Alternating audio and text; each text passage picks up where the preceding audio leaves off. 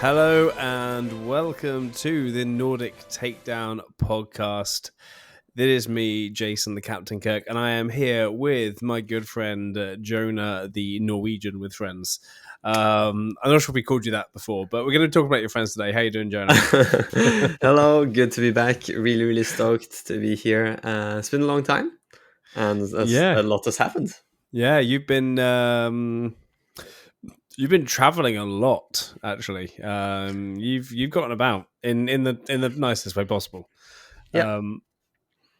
But yeah, so we're going to be talking about that today. We're going to be talking about basically this episode is going to be about half your RQ experience, not only just your run and how you did in the regional qualifier, but also the event as a whole, like the experience event as a whole, because I had to miss out, unfortunately.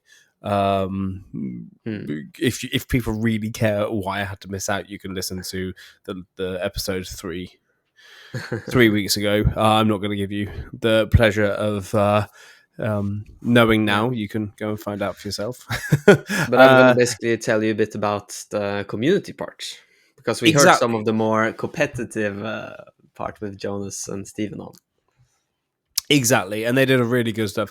Victor also at the same time has done a really good video about Sabine that he's been working on for weeks. So if you haven't seen that video, go and watch the video because it is absolutely top class. I think it's one of the best edited videos I think we've published actually on our channel. So, I was about to say the best video on our channel, but after that one, he released the deck tech with Steven and Jonas, and I really enjoyed it. Like, that conversation really made me want to play Sabine. So that was also a great one. But of course, the production quality on the State of Sabine video is really good. Yeah, he's really raised the bar in Swedish Star Wars YouTube video content, Star Wars Unlimited video YouTube content. In there, the other half, we are going to be talking about Legends of the Force. The Legends of the Force. Thank you for reminding me of the name of the next set. And the leaders, some of the spoils, what the our first feelings are with gameplay and etc. Last Wednesday they actually did the gameplay of the Spotlight decks. So we have stuff to talk about there, getting psyched up for the next events and everything. But yeah. So we're going to pop into RQ. We're not going to talk about Andor because people haven't seen Andor yet. And I'm halfway. You're halfway through. Yeah, I mean, it was so good. It is by far the most excited bit about Star Wars, and I get excited about Star Wars. So it was the end was absolutely fantastic. I can't believe they blew Coruscant up. Of course that didn't happen. We all know that it's been there from afterwards as well. But yeah, it's fantastic. If you haven't seen Andor, you have to watch it. But let's take a trip down memory lane. I say that as if it was like years ago, but it was only a few weeks ago, to Lille. And yeah, Jonah, you were there. You played. What deck did you play?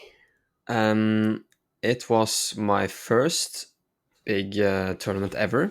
Super stoked to go. And I was actually kind of happy that Han Green kind of had a resurgence back in the meta. So I was very close on bringing Han 2 Green, but ended up with Han 1.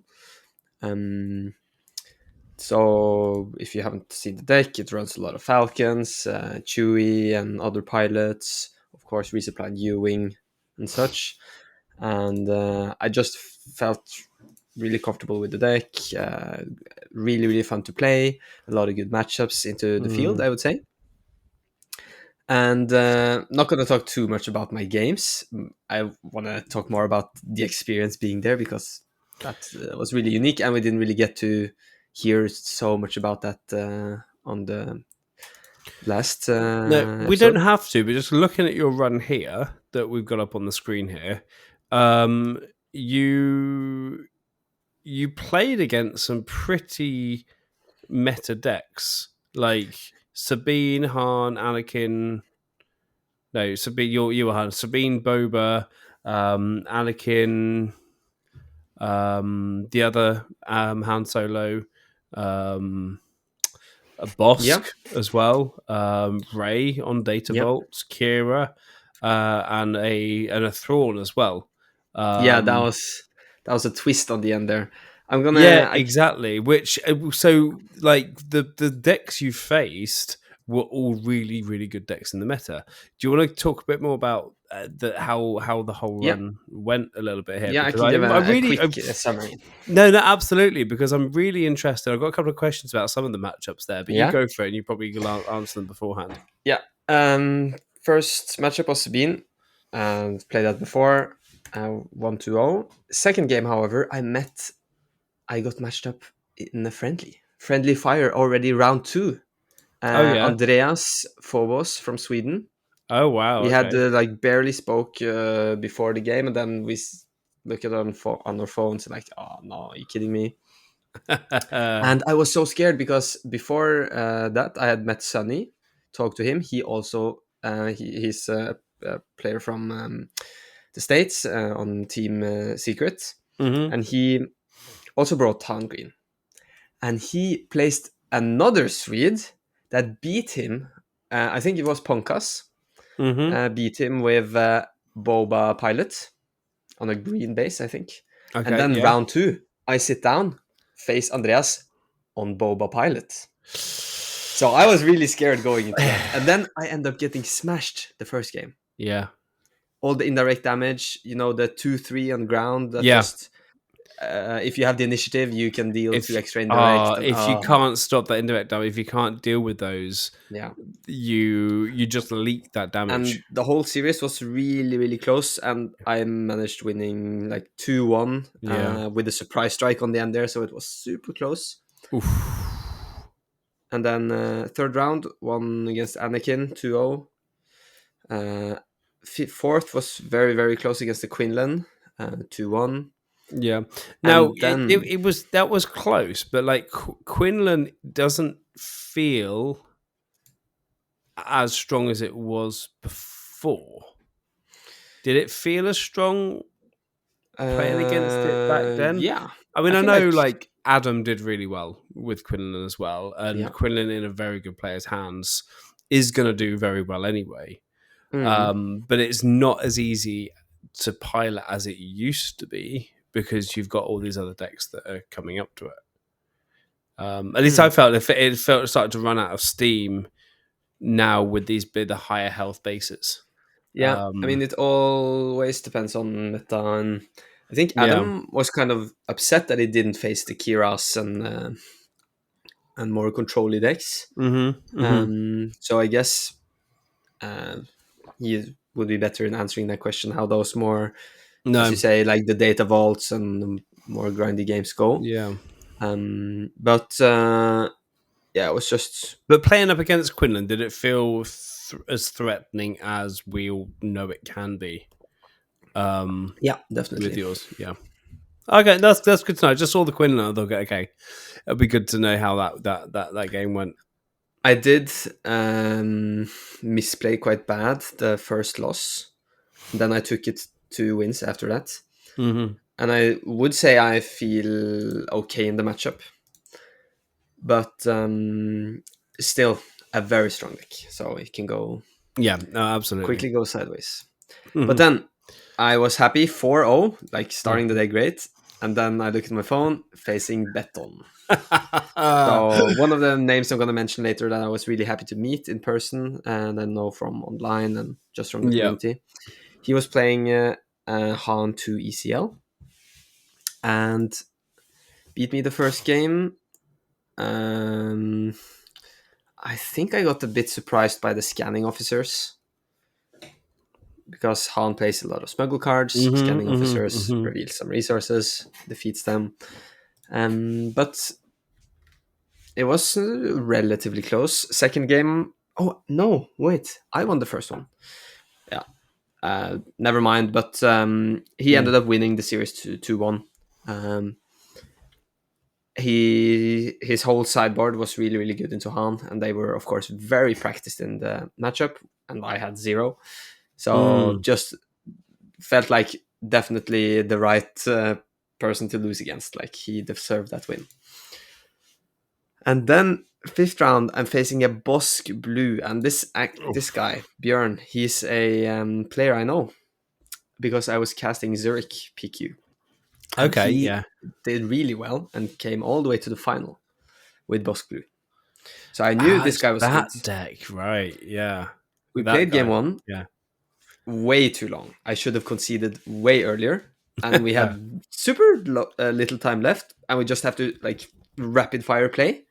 Yeah. Game 1, I got really, really nice lines with some chewies that he couldn't answer. And 3rd game, I probably should have lost it, but had a super clutch surprise strike on the end, barely making it before time. So that was wild. Yeah, nice. I felt like the whole day that was probably the game I played the best because I had to. Kind of, I was so pressured on time. That last one, I just need to squeeze in every damage I could. Yeah. So super hyped. Okay, beat a game I thought I had no chance, and then I meet another great player, Yosera.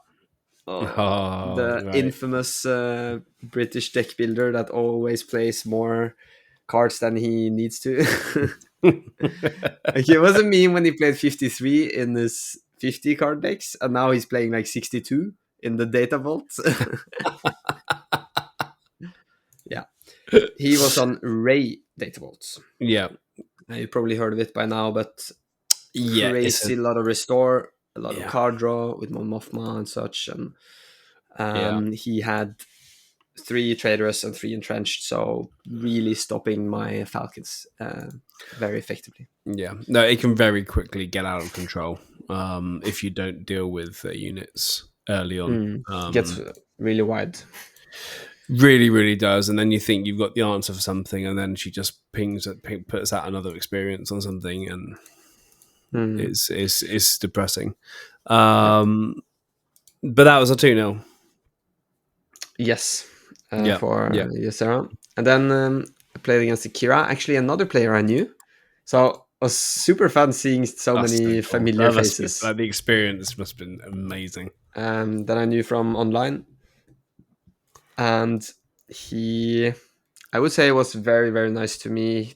Basically, in the final deciding turn of the game, we went to time, and he had a vigilance. He could have healed. He could have made it a draw, but he knew he had no way to win it, and I could win if he didn't play the vigilance. So he basically played suboptimally and let me get the win because he knew that if we drew, nobody would make it to day 2. Yeah. So it was you had the chance. Really, really nice thing of him to do. Like, at this big tournament, it's not to expect at all. No. So that was crazy. Like, I was surprised very much. So then I had my chance. I was 6-2. I just needed one more game. I go sit down, and there it is. Thrawn 2. The leader you least expect to see in your final deciding game. Yeah. And he was with Data Vault. Yeah. As well. So the green, the command version of that as well, which, that's a lot of fun. Game 1 started going pretty good. But then my Falcon with Chewie got Traitorous. So definitely did not respect that and just lost because of it. I have 2 confiscates in main, but I didn't draw them. Second game went way better. I got my resupply, got my flip turn, he couldn't do anything, and just won outright. And then last game, I didn't get the resupply. Tried to respect the Traitorous, but he ramped a lot, and suddenly he had the Devastator and Avenger on board. And doesn't matter that the leader is not the best leader when you have those, right? No. How much was he using the leader ability in that deck? especially if he was going resupplying and ramping instead of taking advantage of the double defeated. In our matchup, Mm. I don't think the double when defeated mattered that much. No. I think in more grindier games, more like control mirrors, then getting that incremental extra value actually is good. Mm-hmm. Like Kira can deploy earlier, can do some other tricks, right? Mm-hmm. So I think there's pros and cons, but his version, I would say, is just a little bit more greedy, a little bit more value, and he gets to play some other cards that don't really work in Kira, like the 2/2 that can give -1 when defeated, or Cobb Vanth, or even Val. the Did he play? I guess did he play Val? Did he? I don't know. Because that's a really, really big one if you can double defeat on Val with the Chimera. For example, if he went down that road. Yeah, I do think he played Chimera, yeah. So it was kind of unfortunate to lose right on the finish line, right? Yeah. I was 6-2, 1-1. So just that one game could have been meant day 2. And but that's the way it is. You can't always be lucky or play I good mean, enough. with that many players, just like, that one win, that one extra move, that one extra thing means the difference between like 20 different places, 20, 30 different places. Yeah. But I was still happy with the day and had a great time. But now, more importantly, it was just a blast meeting so many people. Like the experience in the huge convention hall, all of these people. It was actually so wild. Like when I walked to my first game, so looking like my first round, I walked past the guy. He's like, "Oh hey," giving me like a bro fist. Like, "I know you from internet," and I was like, "Okay, what?" And then I sit down and look to my left, and there's another guy like, "Hey Jonah, can I have a selfie?" Oh man, what's going on? Nice, that nice. guy, it wasn't just a random person. He I hadn't met him personally before, but he also played in Zurich in the tournament there, so he knew I was because of that. And a German guy, Andy, we spoke a lot during the day and on the second day, and actually played the Twin Suns game together also. So brilliant. Yeah, that was really nice. Oh, so but that's so it was cool. just like, okay, what's going on? Yeah. But really, I said it to so many people. Just being there, it felt like the community was kind of a village. Even though we're from all over the world, there's so many connections, so many people here and there. Brilliant.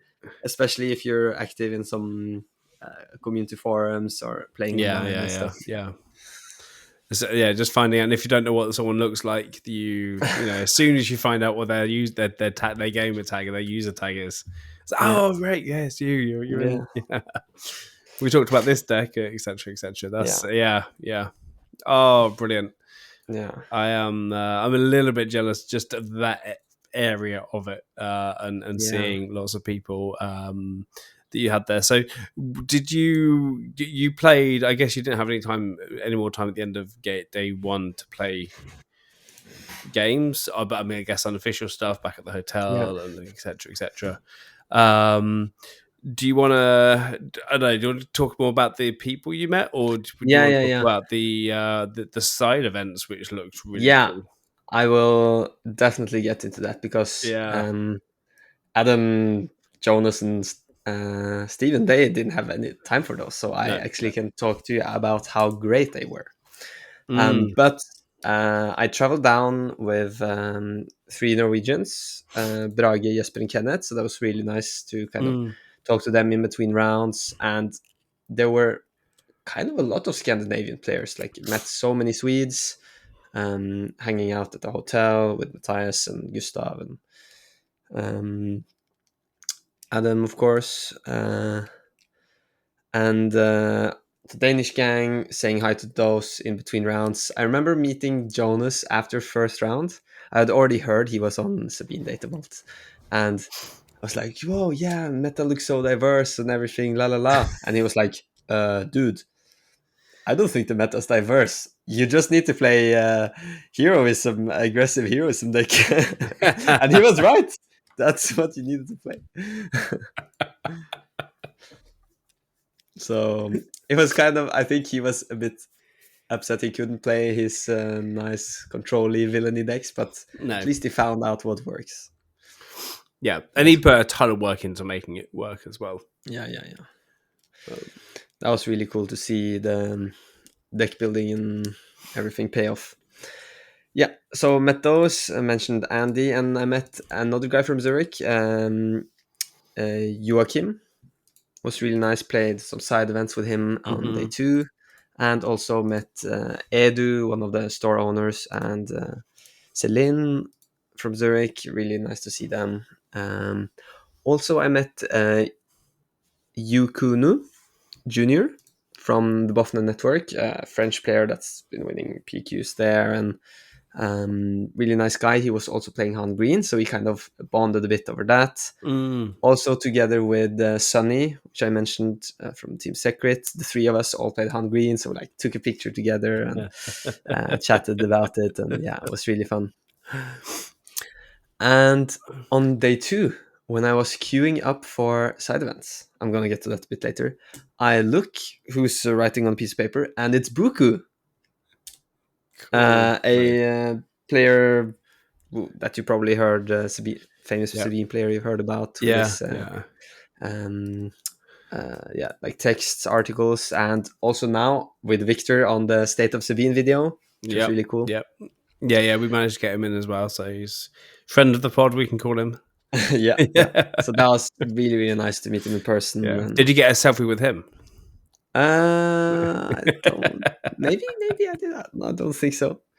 Yeah, actually, he took one. I think when we sat down and now played. He wanted a selfie with you. Now that's big. That's big. We see where we're growing in status here now. If people want selfies with us, that's the yeah. And then lastly, as I already mentioned, meeting Beton and Sip from Team Enigma, Adam's teammates, was also cool. Played with them online, and so a lot of players from all over the place, and probably many more I forgot to mention that I've talked to and interacted with. So yeah, that was really, really cool. Oh, nice. I mean, just seeing all these people that we've seen, I just yeah. Oh man, I missed out. But there's more to come. There's more to come. Don't worry. Yeah. So what else happened? Yeah, day 2 on the hotel, I was like, should I sign up for these side events and so forth? Because they had some bigger side events that you could sign up online. Okay. And then they had the on-demand side events. Okay. And the information about those weren't too clear because I hadn't really looked into that much day 1. But I decided I didn't want to do the big side event that's like 6 rounds of best of 3. So I'm just going to see how it goes. Start the day with some Twin Suns and then we'll see.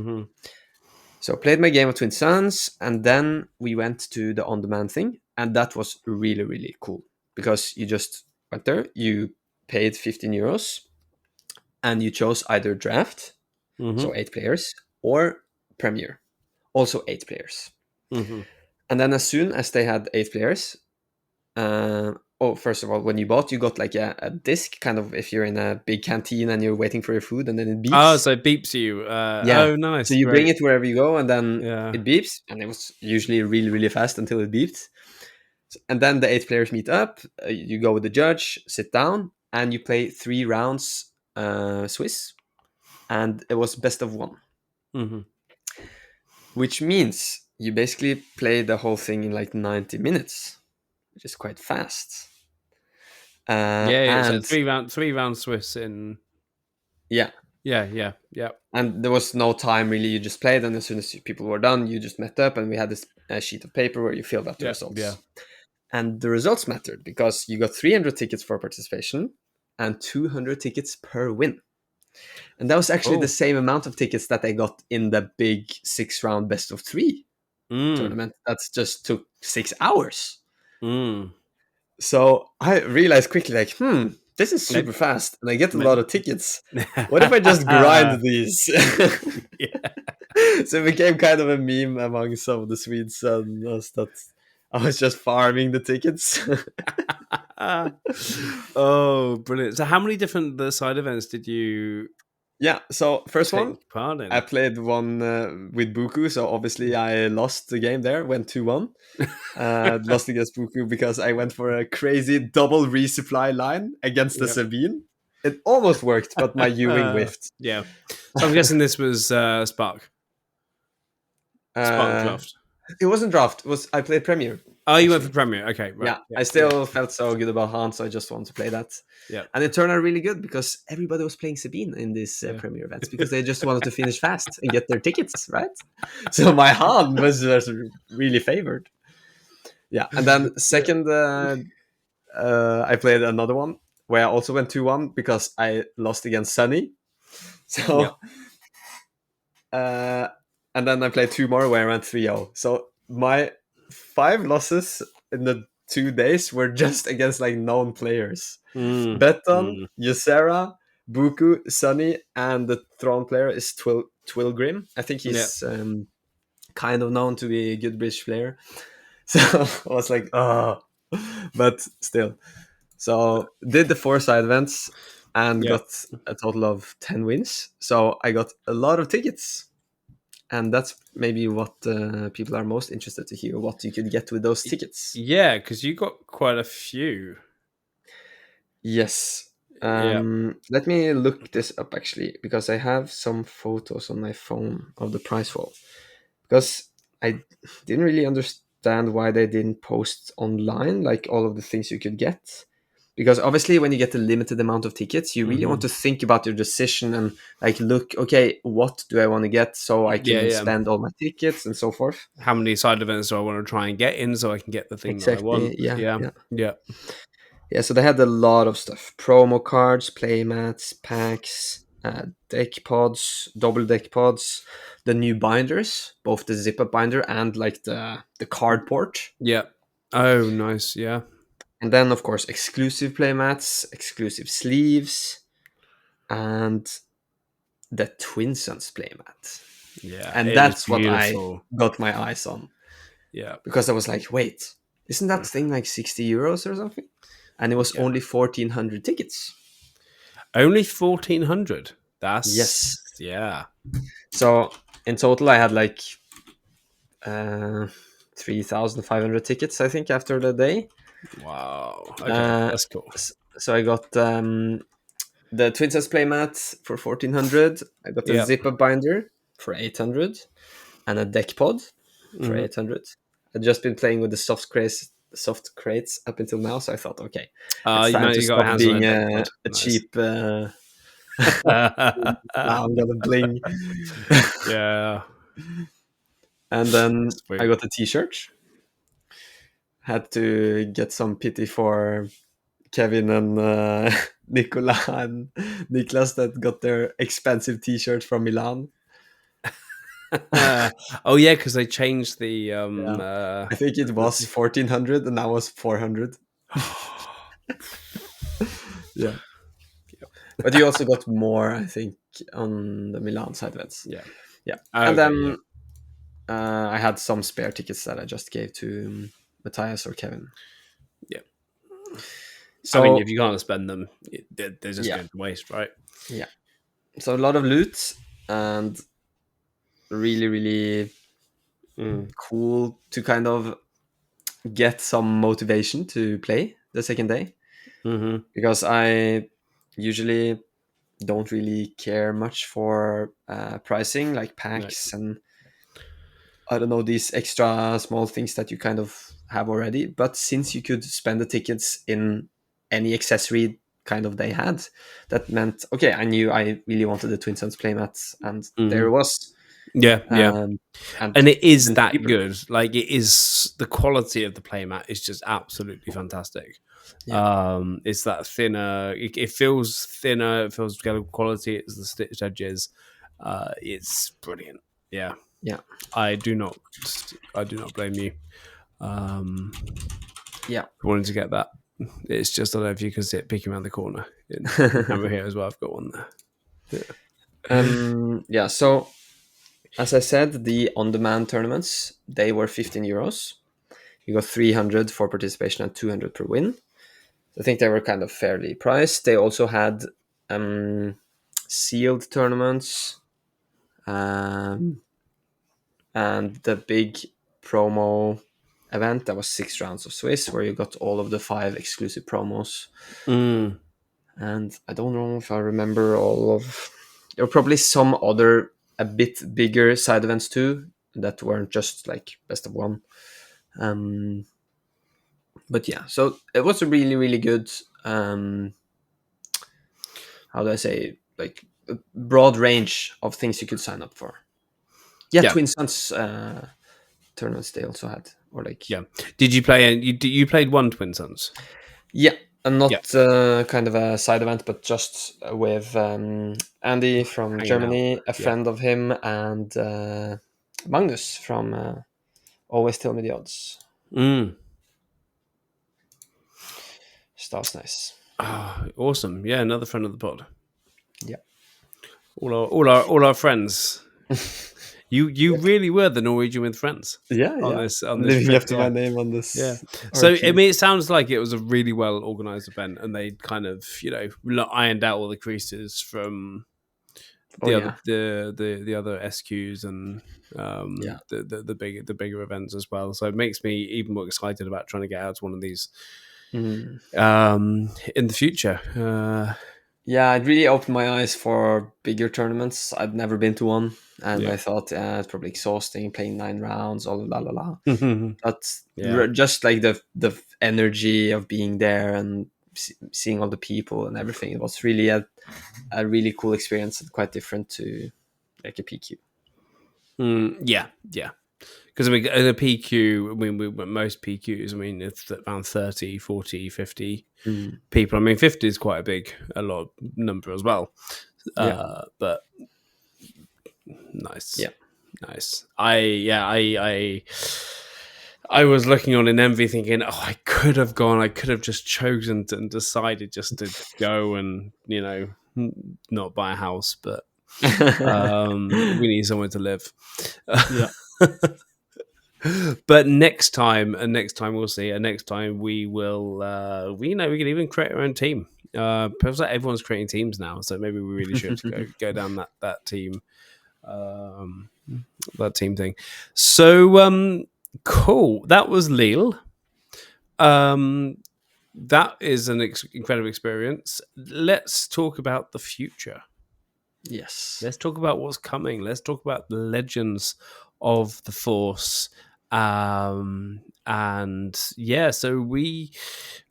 we're starting to get hyped up for the new set already. I've done my pre-orders already. Nice. In the week, I think a couple of days ago, the pre-orders came out. Was it end of last week? Or was it yesterday? I can't remember now. I don't know. I think it must have been Friday. I put my pre-orders in and getting super excited. And then on Wednesday as well, last week, we saw the Spotlight decks being played on the Fantasy Flight stream. And that was really, really fun to see because you got to see the use of the force counter, how that works, the new keywords like hidden, which was really super fun. That you can't just lose your unit as soon as you put it out. It feels good. It feels really good. I played a couple of games myself and explored some of the decks there. It's really nice just looking at the cards. How should we do this? Should we look? There's 8 leaders that's been spoiled already, and a ton of cards that we're looking down. Should we? You suggest maybe a couple of leaders each, just to get a taste of what's to come. For myself, I'm going to go first. I feel like you've talked a lot about Lille and stuff. So I'm gonna take the mic for a second here as well. And actually, one of the big leaders that I was excited about, which could maybe replace my Chewbacca obsession, is Kanan Jarrus. It's still a blue heroic. And I tried out trying to put some decks together on deck builders. It kind of just replacing it, Kanan Jarrus, into the yellow build that I have, and seeing some of the specters and stuff. Not so much creatures, but it actually works okay. And this is the build where I have only tell me no. Now there are two of them as well. There's so many Force and Jedis that you can come in with that Plo Koon on turn 2 and make some bigger splashes there. It's not quite tuned as well, but it's actually going quite well. And I've seen a red version out there as well, where we, and I think you get a lot more Spectre units, because his thing is an action, cost 1, give a shield token to a creature or Spectre unit. So it's playing off the whole the area in the Rebels, where he's got the relationships with the dire wolves and the doom wolves and the Bendu and the Force creatures, and then when he flips out, he goes nuts. Now, when he flips into his leader units, he's a 3/6.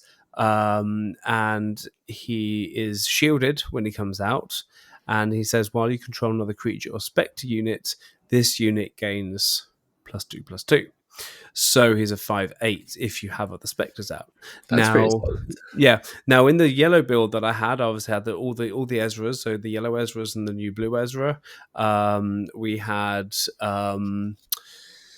obviously we couldn't get Sabine in there, but we had the other Kanan unit as well, the Ghost, because they're getting the Ghost out, and he can put a shield on the Ghost if you bring the Ghost out there, and so you can give Sentinel to everything if you can get those out. So hopefully, so which is really, so if you can get those smaller Spectre units out, you can give Chopper Sentinel.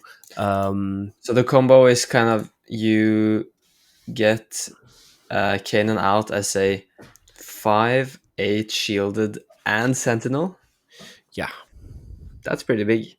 Yeah, unfortunately, it doesn't have grip. But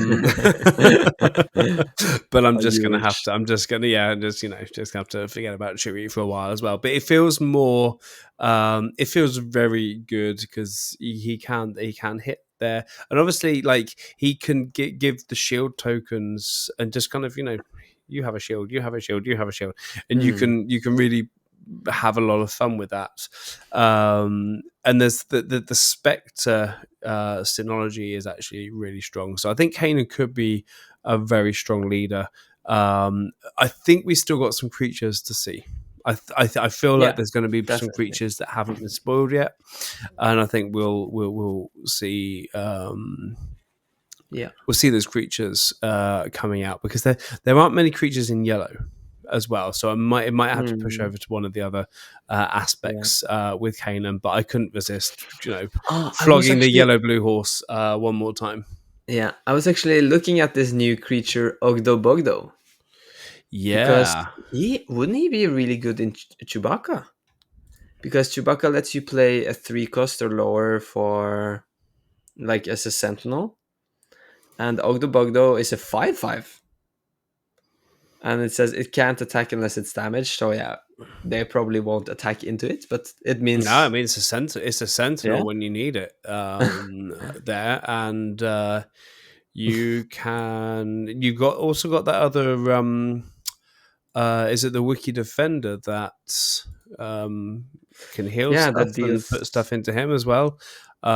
So that could be a fun one. I was just moving, being okay with moving away.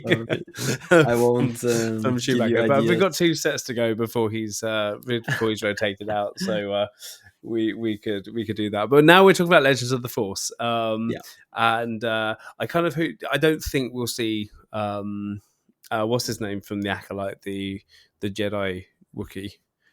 From the Acolyte. I don't think we'll see him in there, No. unfortunately, but that would have been pretty good. That would Actually, be cool. Chewie JT. I actually built a double blue Chewbacca. You'll be happy to hear double blue in JTL. It actually worked quite well with Colossus. Nice. Yeah, Quill and Andor so much because you can protect Quill as well. If you could have potential to protect Quill, and then you're always going to get that draw of Quill. And so the fact that you're going Colossus doesn't really make a deal. You don't miss the one card because you're always going to be drawing in there. But now we're talking about Legends of the Force. That's my thoughts on Kanan, though, and I think it's only going to get stronger as we get more cards out. Yeah. So I think he's going to be the new Vigilance Control Master. But there is something really, really cool spoiled that we have to talk about, and that's our first ever single aspect leader. Yes, Darth Revan. Yeah, exactly. And Darth Revan is kind of a fan favorite, right? I feel like there's so many people who really love this character. Where is he from? I know I am like people are gonna be like, dude, what is this? Like, he's such a fake. Don't know your lore. What is going on? But what I don't recognize him from any of the series. Is he comic books? Is he a? He's definitely from like Legends. Yeah. But he's quite known for like the Knights of the Old Republic. Is it from the game? From the video game. Okay. And also I think there's some books or comics. Okay. But yeah, it's from that era, and he's kind of, I think people like him because he's kind of like in between Jedi and Sith. Yeah, like, because I saw people talking about could he be like the only heroic, a Revan version of her only heroic, or they could have even gone for the chance of the Palpatine and flipping backwards and forwards. Yeah, maybe we'll see that for Anakin in the future too. I don't know, but you can only flip him once. He goes. He kind of comes back in the end, I guess. Yeah. Just before you get defeated, you get to flip him back over for that. Yeah, and then you're alive again. That actually makes sense. It makes so much sense when he's out as a yeah. Okay, but enough about that. You still lose the game, but you're a heroic. Yeah. So Darth Revan, he's only villainy, no second aspect. Yeah. He is a Force Sith unit that deploys on 5, 3 power, 6 health, restore 1, and then he has a effect that's the same, I think, on both sides. When a friendly unit attacks and defeats a unit, you may exhaust this leader. If you do, give an experience token to that friendly unit. On the leader unit side, it's you don't have to exhaust it. It's just whenever friendly unit attacks and defeats a unit. And that's quite powerful because Stars Unlimited is very much oriented about the board, right? You want to control the board. You want to do favorable trades. You're really focusing about the board, not letting your opponent snowball out. So you're attacking and defeating units all the time. And this incremental experience that you will get here and there can be very powerful. So I feel like they kind of try to do a powerful ability here and then do a big downside with no aspects. Exactly. Yeah, because you're going to have to go with one aspect. I mean, I challenge anyone to build this with the grey base. Just do we have enough cards? There must be enough cards by now.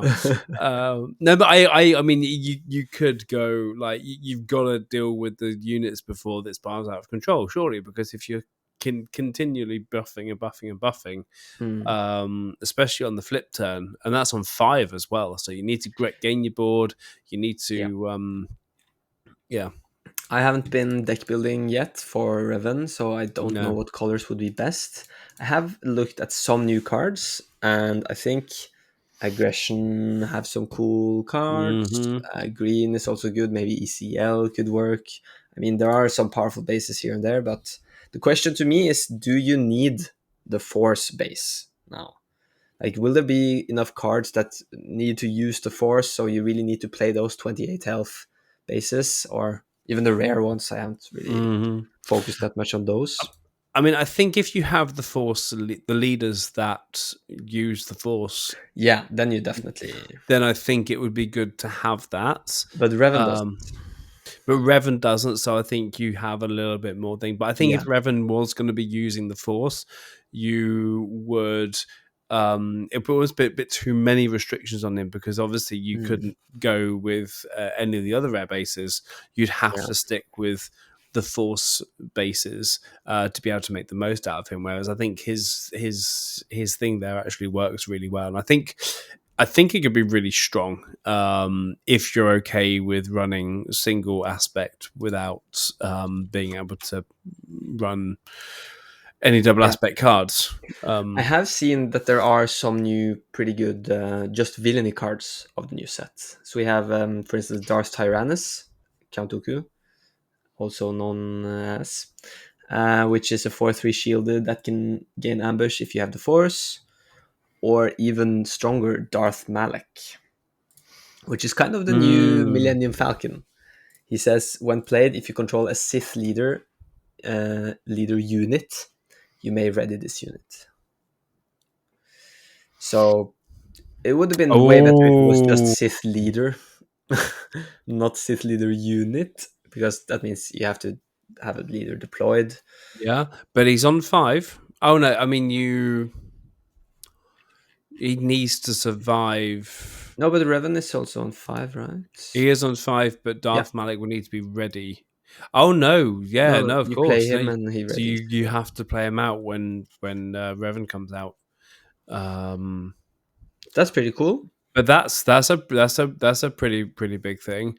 And then you've got Darth Revan's lightsabers, and you can Yeah. give his lightsabers to other people because they give the Sith unit grit, Yeah. and we all love a bit of grit.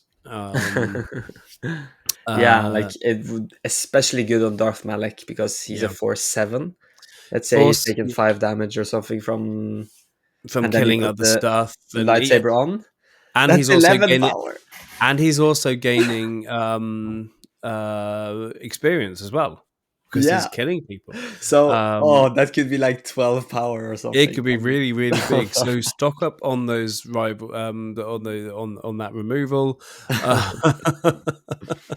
because that is something that you're going to want to be careful of. So maybe aggression might be the best for this one. Especially you've got Kylo Ren as well as a single. You've got the Yeah. Kylo Ren. When you play an upgrade on this unit, you can use the Force. Mm. But So those you are can still all just villainy, right? So kind of flexible. all, yeah, no, exactly, all just villainy as well. So as well, but obviously Kylo Ren, there's some synology there with the other cast from Kylo Ren. Mm. Um, Yeah. and then I think yeah, it could be good, but early days. Yeah. Okay, do you have another leader you think looks cool? I believe I do.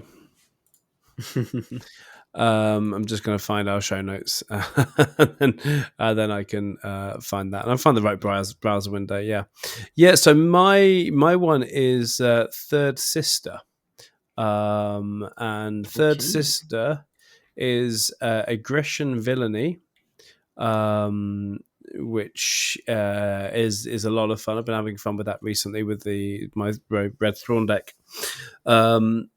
So there's some fun stuff there. On the leader side, she has an action, but she's Force Imperial and she's an Inquisitor as well. Yeah. She has an action that says play a unit from your hand against Hidden for this phase. Now, Hidden means that it can't be attacked for this phase unless it has Sentinel. So when you first put something out, it has a chance to ready, and then the next, for the next round, and then get, unless it has Sentinel. So if you get something out with Sentinel, yes, it can still be attacked. But her epic action, or no, she flips on 5, and she is a 5/4 when she hits the ground. So very, very, very aggressive leader, really. Yeah. And then she also has hidden, so you cannot attack if she was deployed this phase when she's a leader. And then her on attack says the next unit you play this phase gains hidden. So that's good. A lot of hidden stuff. Yeah, and especially because the way to deal with aggression decks, right, is to knock out the units before they get a chance to use them. So now you don't have the chance to knock them out before they're ready. So if you get this out, get a attack with her, put something out, claim initiative, and then you're going to be able to attack with something good. I think I really like the whole like game design space around hidden, but I wish there was something maybe that could stop damage or removal also for a turn. Like that you can't be targeted by things that targeting or kind of like we've seen in many other card games. Like Shadow, is it Shadowed Intentions or something like that, where is the yellow upgrade that says this unit can't be defeated, etc. Because if hidden would say like it can't be attacked or damaged, it would be amazing. Because the problem with something like a 5/4 leader is that if the opponent has open fire, bam, it's just gone. Yeah. It doesn't matter that you can't be attacked because those cards still work. But are they learning? Because there was a big reaction to Rivals Fall, if I remember right. Like Rivals Fall, for those of you who are new to the game, it's a 6-cost vigilance card that basically defeat a unit, and so you can just a lot of leaders flip on 6, even the 7 ones, which are a bit stronger, but come in late. You can't even use them. So it was very difficult and people were just like, oh, the game's broken. Now it's not much of an issue, but still, this would have been designed, and they would have been talking about this when that came out, right? If I think my timeline's right, so I'm wondering if they were trying to learn from that to say, actually, leaders need to be strong. There needs to be something special about a leader, right? The leader, it needs to be, is the thing that defines your deck. So they can't be too easy to get rid of. But could they be too strong? It's an interesting balancing question as well. Probably people have some opinions on that. But I'm wondering if, if say can't be damaged, it could have given, what was the cunning villainy ship with Raid that couldn't be damaged by enemy card abilities, the lurking TIE fighter.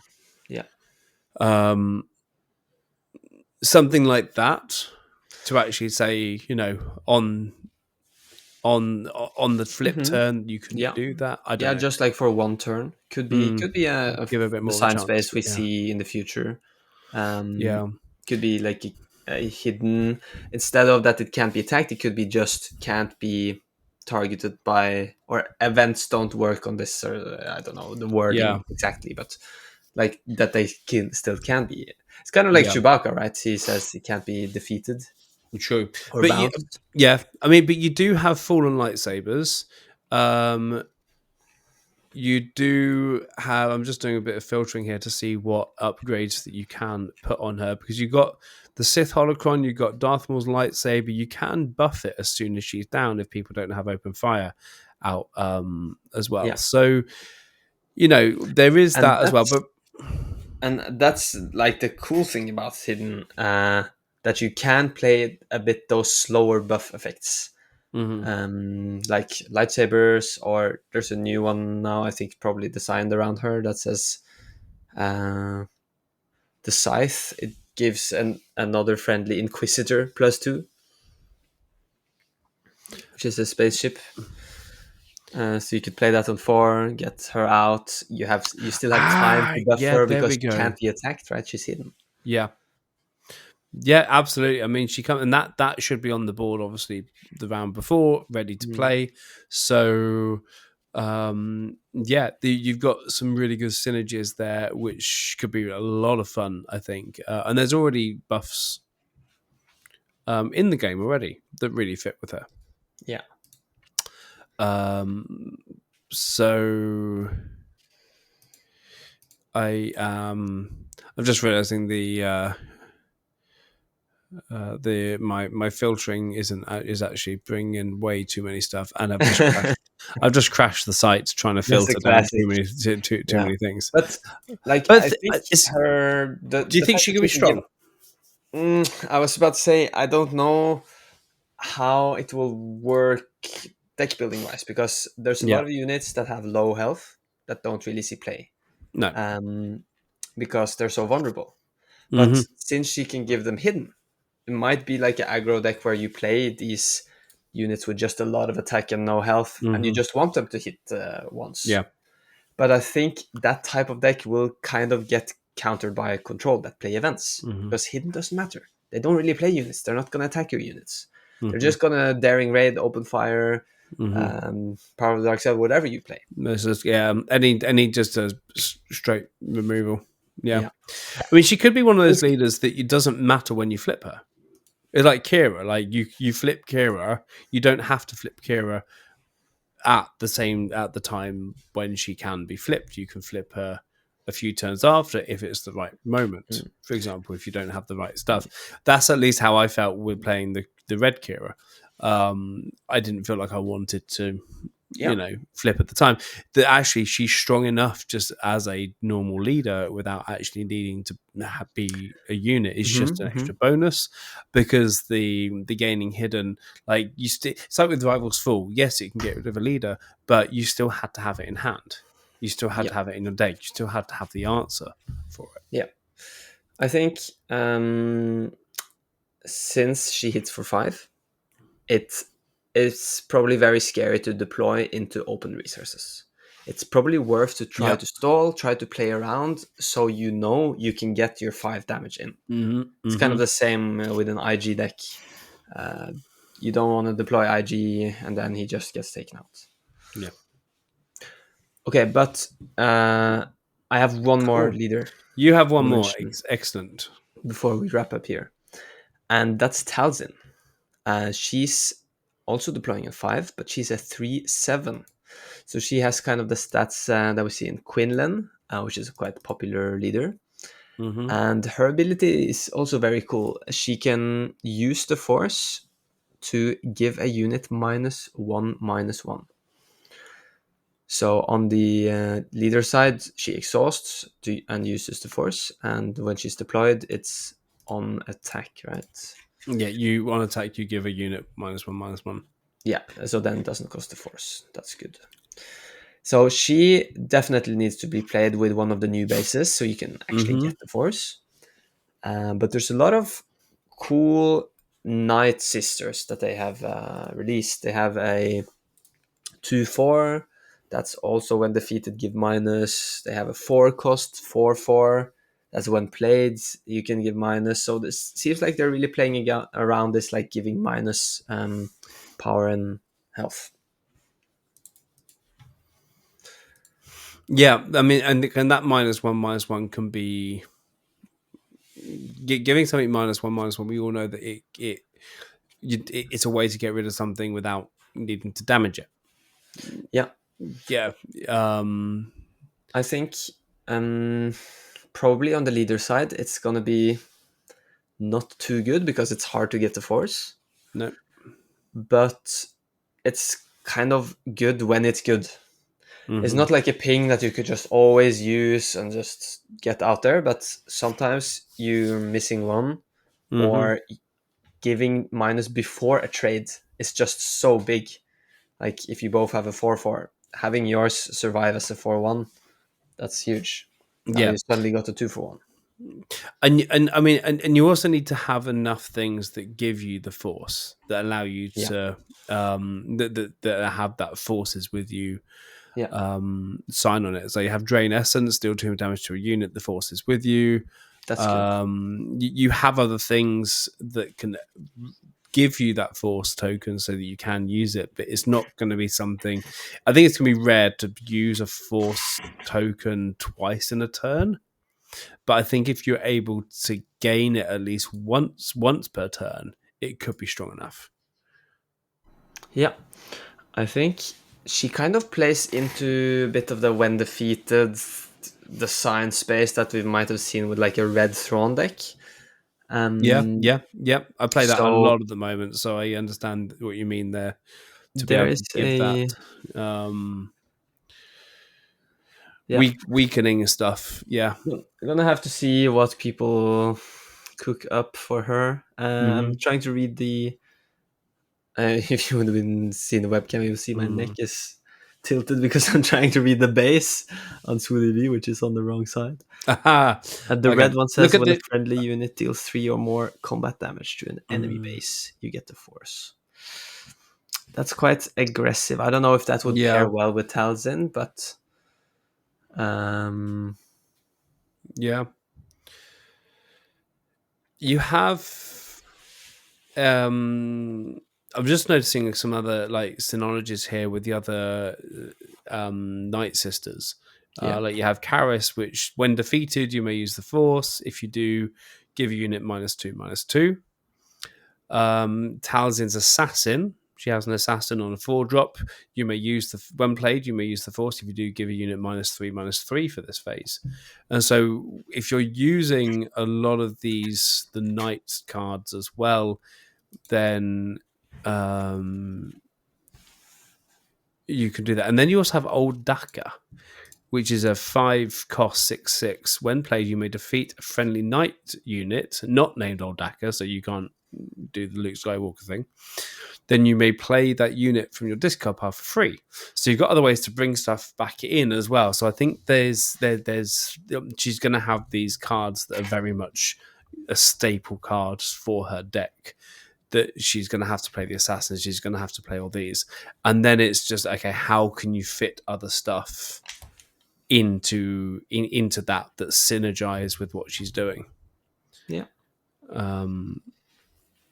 Definitely going to be cool to build around. Yeah. Let's see if there's enough force that fits in the deck for just like the common bases that want force units to attack. Or you're going to have to play something else. Yeah. There could even be some synology there with Morgan Elsbeth as well from Shadows.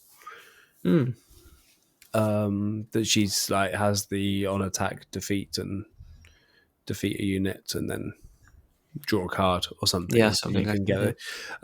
You can get some really good stuff happening there.